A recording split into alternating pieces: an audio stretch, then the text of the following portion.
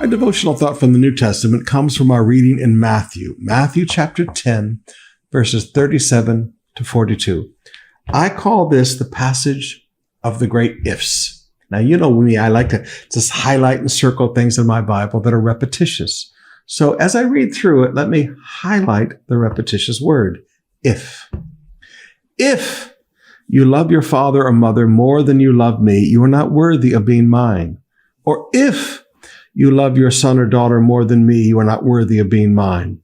If you refuse to take up your cross and follow me, you're not worthy of being mine.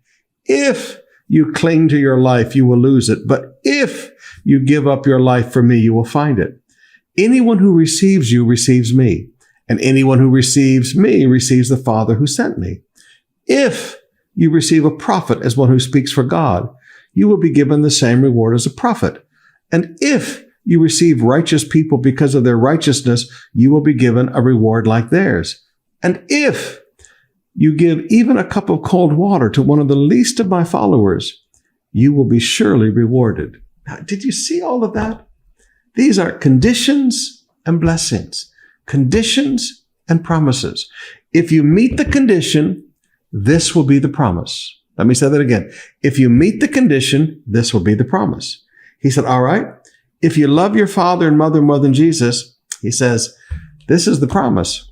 You're not worthy of me. He said, if we love our children more than we love Jesus, we're not worthy of him. Now, forgive me, decisions have to be made in life. Even when it comes to family, Jesus must come first. If we refuse our cross, God's plan for our lives, we're not worthy of him.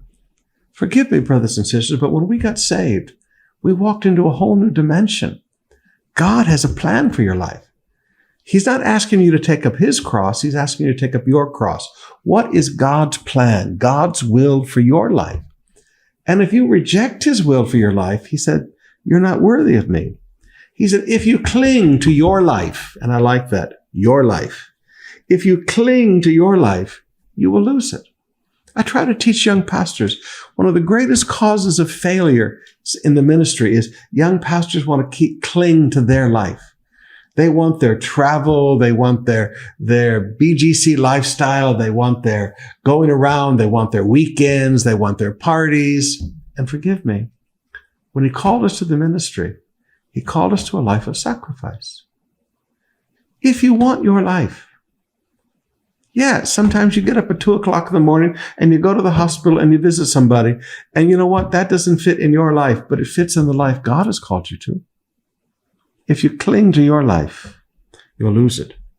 If you receive a prophet, you receive a man or a woman of God, as a man or a woman of God, you receive a prophet's reward.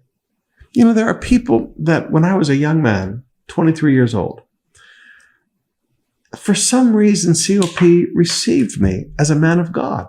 I was a kid, but they didn't receive me as a kid. They received me as a man of God.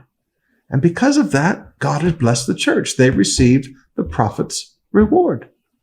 If you receive a righteous person because of their righteousness, you receive that righteous person's reward. And whatever you do for the least of Jesus' followers, you do for him and you receive a reward. Cause and effect. If, and this is the results.